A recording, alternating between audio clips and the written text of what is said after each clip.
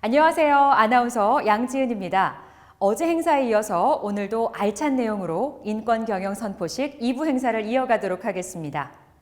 먼저 2019년도 갑질 및 직장 내 괴롭힘 실태 조사에서 몇 가지 주목해야 할 부분들을 살펴보도록 하겠습니다. 혹시 당신도 직장 내 괴롭힘을 당하고 계신가요? 안 당해봤으면 절대 이해 못하는 심리적, 신체적 고통입니다. 잊지 마세요. 당신의 갑질은 기록되고 당신의 존중은 기억됩니다. 먼저 2019년도 중부발전 내 갑질 및 괴롭힘 실태를 조사했습니다. 중부발전 직원들은 직장 내 괴롭힘을 당한 경험이 얼마나 될까요?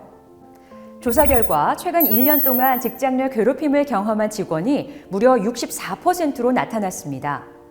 피해자 중 남녀의 비율은 어떻게 될까요? 남자가 58%, 여자가 42%로 남자가 여자보다 피해 경험이 많다는 사실을 알 수 있습니다. 그렇다면 어떤 행동이 직장 내 괴롭힘일까요? 첫 번째, 직장에서의 지위 또는 관계 등의 우위를 이용해 모욕적인 말이나 폭언 등으로 정신적인 공격을 하는 것. 두 번째, 부당하거나 과도한 업무를 지시하는 것.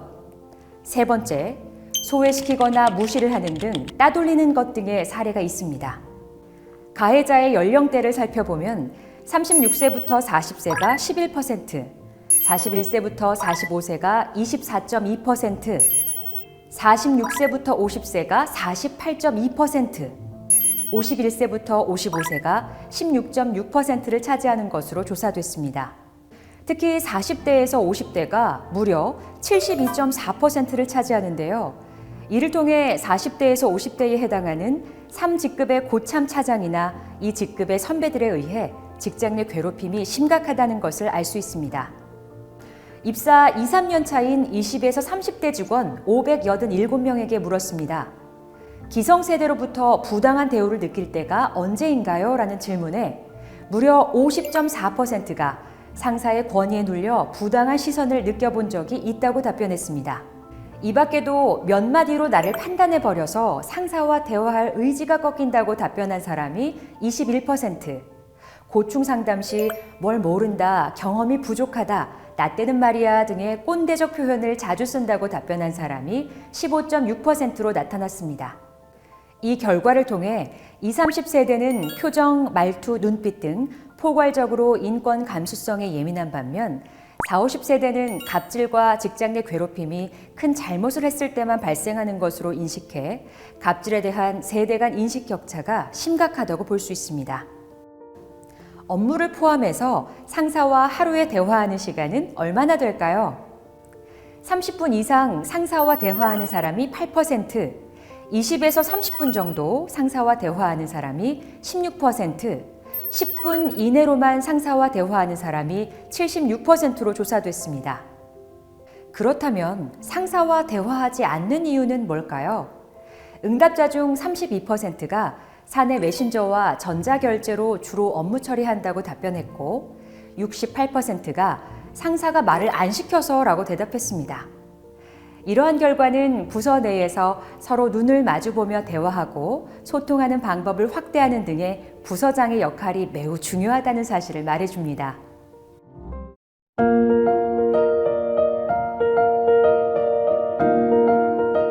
직장 내 괴롭힘, 퇴사만이 정답일까요? 갑질 문화 근절과 직장 내 괴롭힘을 방지하기 위해 2019년 7월 16일부터 직장 내 괴롭힘 금지법이 시작됐습니다. 근로기준법 제76조 3항, 직장 내 괴롭힘이 발생할 경우 의무 조치를 규정하고 누구든지 신고 가능하며 신고자, 피해 근로자 등의 보호를 위해 적절한 조치 의무, 사실 확인 시 피해 근로자의 요청에 따라 적절한 조치 의무 및 행위자에 대해서 지체 없이 징계 등 필요한 조치 의무가 있습니다. 중부발전도 직장 내 괴롭힘을 방지하기 위해 직원들의 인식 개선을 위한 교육 및 캠페인을 시행하고 다양한 방지 대책을 마련했습니다. 나아가 인권 침해를 예방하고 직원의 권익을 보호하는 존중과 배려의 조직 문화 정착을 위한 실천 의지를 다짐합니다. 중부발전의 인권 경영 업무 추진 방향은 첫 번째, 인권 경영의 기반을 구축하는 것입니다. 인권 경영 정책을 문서화하고 인권 경영 이행 실적을 투명하게 공개합니다. 두 번째, 인권 감수성 프로그램을 운영하는 것입니다. 직장 내 괴롭힘 가해자인 2, 3직급을 대상으로 인권 감수성 집중 교육을 실시합니다. 세 번째, 가해자와 피해자의 화해 및 조정에 적극적으로 행동합니다.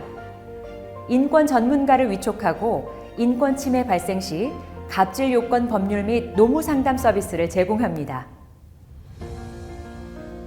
마지막으로 인권 경영 기업 문화를 확산하는 것입니다. 갑질에 대한 세대 간 격차를 해소하고 빅데이터를 기반으로 인권 이슈를 발굴해 요소별 대상자별로 인권 교육을 실시하며 인권 침해 발생을 사전에 차단하기 위해 노력합니다.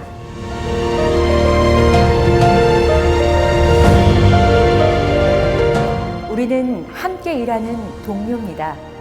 행복한 직장 생활을 위해서 직장 내 괴롭힘, 이제는 사라져야 합니다.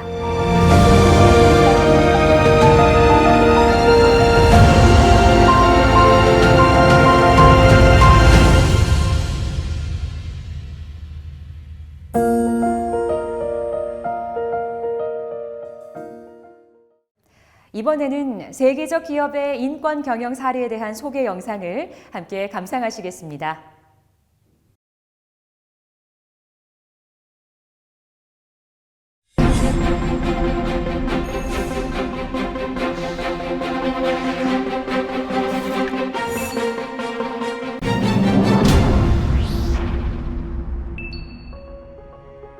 누군가에겐 위기나 부담으로 다가갈 인권 경영.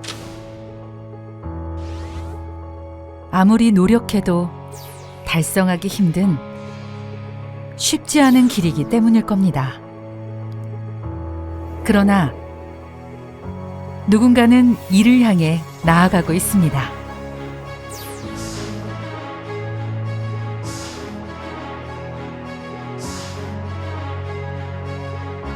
그들이 갔던 인권 경영의 길을 함께 알아볼까요? 이 교육 영상을 보시는 분들 중에서 아마 인권 경영에 대해서 굉장히 낯설게 생각하신 분이 있을 겁니다. 왜 그럴까요? 여러 가지 이유가 있겠지만 가장 큰 이유 중에 하나는 인권이라는 개념이 지금까지 우리 사회에서는 거대 담론으로 인식되는 경향이 있었습니다. 그러다 보니까 인권은 국가나 사회가 해결해야 될 문제지 기업이나 한 개인이 해결해야 될 문제라고 생각을 하지 않았던 것이죠. 그러나 인권에 대한 인식은 사실 거대 담론이 아닙니다. 바로 우리의 삶과 직접적으로 관련이 있는 것이죠. 인권이라는 것은 모든 인간은 다른 사람으로부터 존중을 받고 또 다른 사람을 존중하고 함께 똑같은 권리를 누린다는 것을 의미합니다. 그런 점에서 보면 기업 내에서도 다른 사람을 존중하고 자신도 존중을 받는 것이 굉장히 중요한 것이죠. 그리고 그러한 것이 단순히 조직 내에 있는 사람에게만 국한되는 것이 아니라 우리 조직 밖에 있는, 예를 들면 협력회사의 임직원들도 함께 서로를 존중하는 것들을 포함합니다. 예를 들면 아디다스가 공급망에 있는 협력회사들 직원에 대해서도 관심을 갖는 것이 바로 인권경영의 중요한 사례가 될 것이라고 볼 수 있습니다.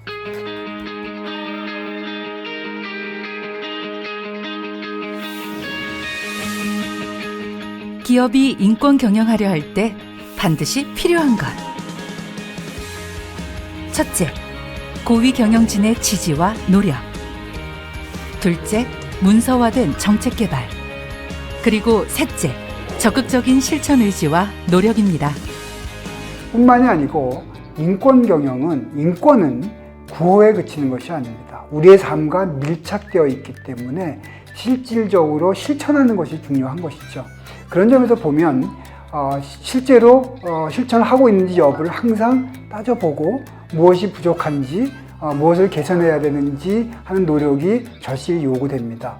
그리고 아까 제가 말씀드렸듯이 인권이라는 것은 자신이 존중받는 것뿐만이 아니라 나와 생각이 다르거나 인종이 다르거나 가치관이 다르다 하더라도 존중해 주는 것을 포함하고 있습니다. 그것은 한 조직 내에, 한 사회 내에 다양한 사람들이 공존한다는 것을 의미하는 것이죠. 마이크로소프트가 조직 내의 다양성을 강조한 이유도 바로 거기에 있습니다.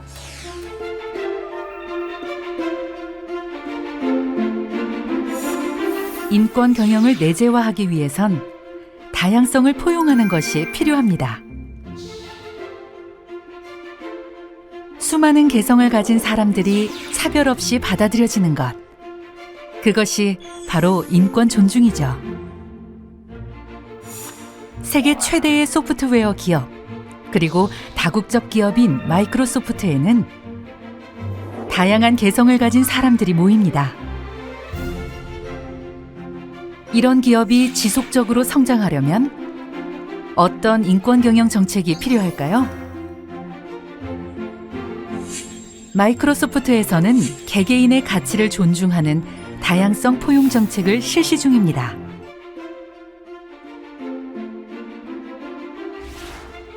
다양성 포용 정책을 위해 이들은 포괄적 조사를 실시했고 직원들의 생각을 확인할 수 있었습니다. 바로 이런 것들이죠.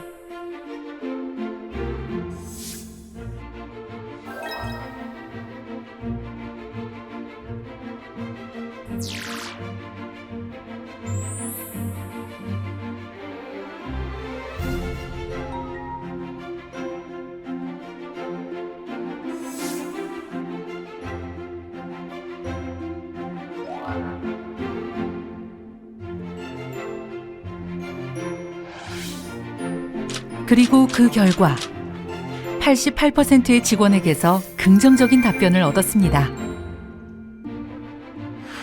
마이크로소프트는 이런 자신들의 조사 결과를 공개했는데요.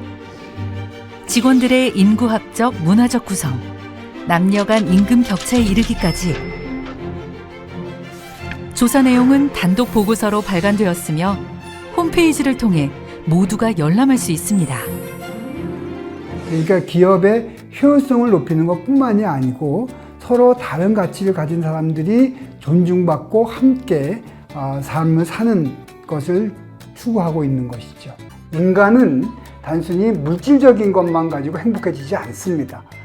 자신의 자율성을 인정받고 또 존중을 받고 또 다른 사람을 존중해주고 함께 공통의 목표를 달성하기 위해서 노력하는 것, 그것이 바로 행복의 중요한 토대가 되는 것입니다. 행복의 출발점이 바로 인권 경영이다. 이런 생각을 가지고 실천해 주시기를 부탁드리겠습니다.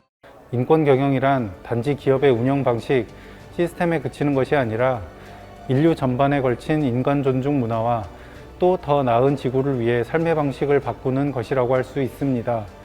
여러분들이 더 혁신적이고 적극적인 인권 경영으로 글로벌 인권의 표준을 이끌어 주시길 바라며 이만 마치겠습니다. 감사합니다.